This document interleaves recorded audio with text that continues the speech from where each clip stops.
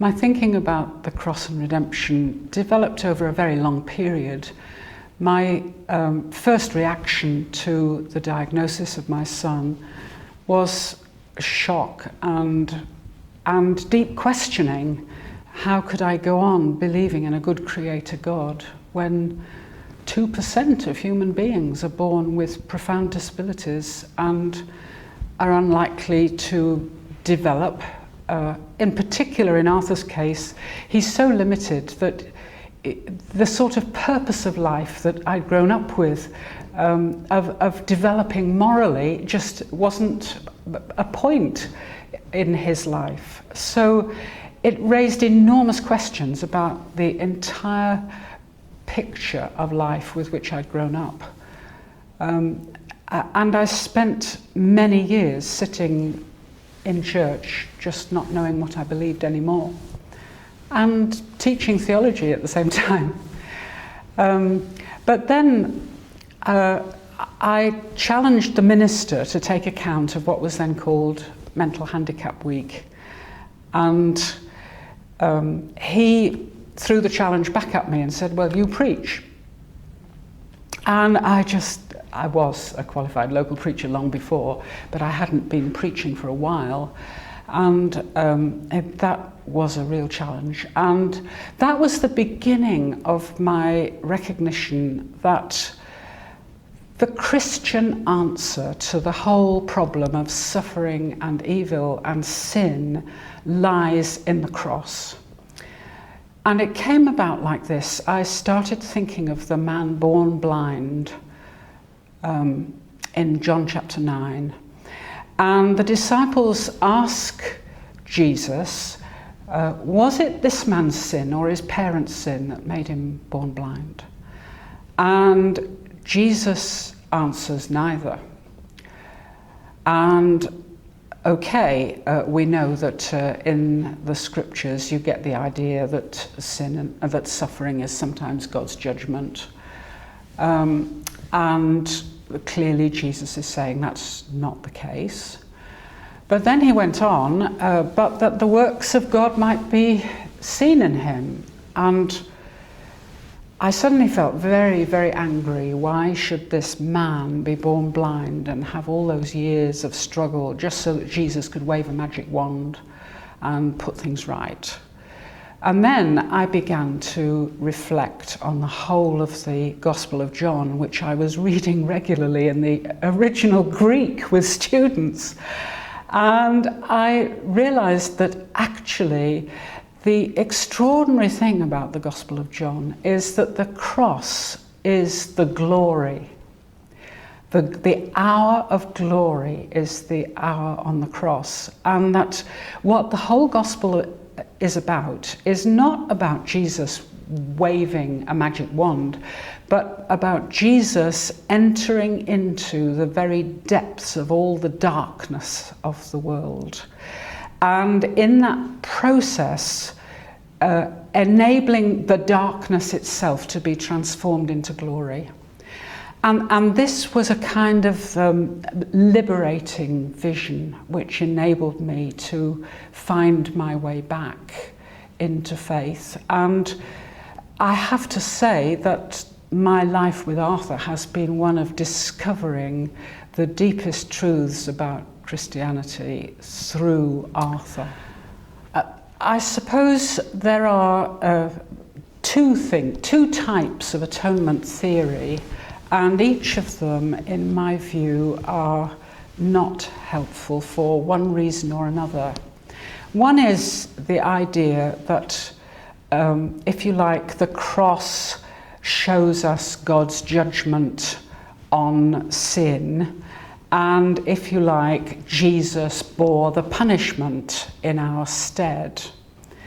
And the main reason I find that difficult is that it doesn't make sense in straightforward legal terms as we understand it as human beings. We wouldn't approve if a criminal got off scot-free because somebody else was prepared to take the punishment instead. That's not justice. So there are difficulties, I think, in that kind of straightforward, oversimplistic sort of picture, which are compounded by the fact that it puts Jesus on the side of mercy and God the Father on the side of wrath and anger and judgment. And actually, the New Testament is saying all the way through that God sent Jesus in order to deal with the problems of all the gone wrongness in the world. And if you have Jesus and God at loggerheads, as it were, then you're saying something very deep about the difficulties of God, the Trinity, if you like.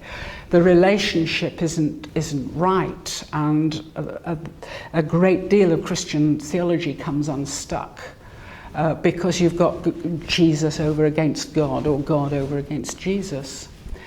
The other sort of atonement theory then says, well, of course, God was always loving and forgiving, and Jesus just came to show us his love and forgiveness and mercy, and that's it, really.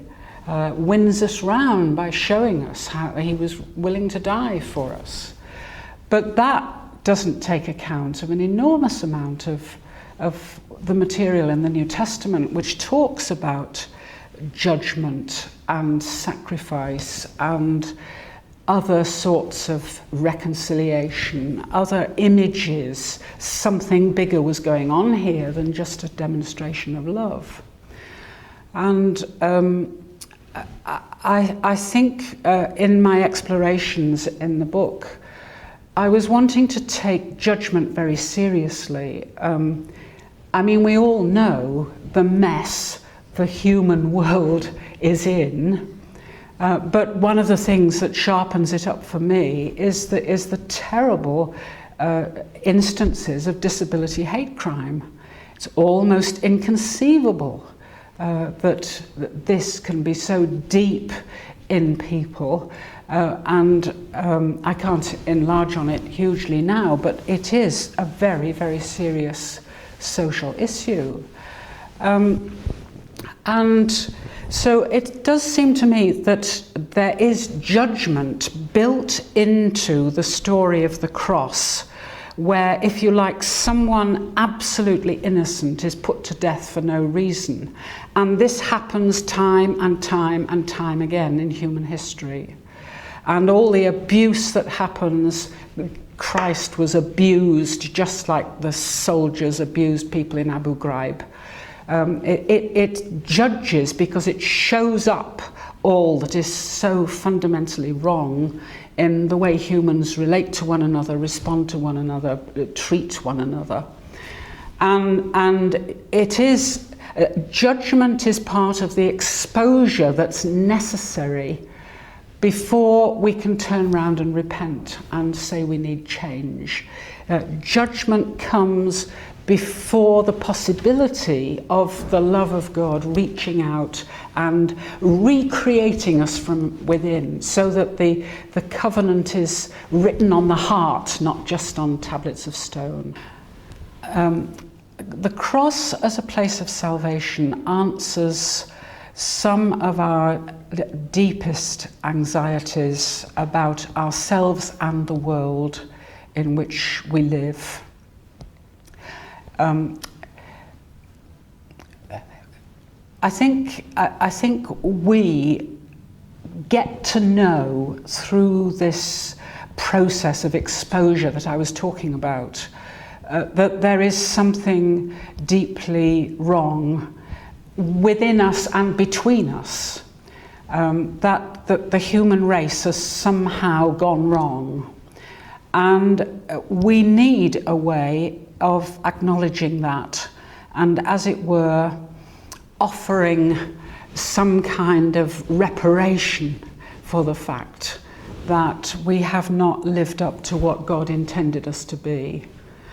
And on the other hand, I think we profoundly need a sense that despite everything, despite all that we've done wrong, God is still there, with open arms, offering us the profoundest love and acceptance. And the act of Jesus on the cross in entering into all that deepest darkness is actually a sign of the potential for transformation if we can but repent, turn again and receive the Spirit. And the Spirit then works within us to bring about recreation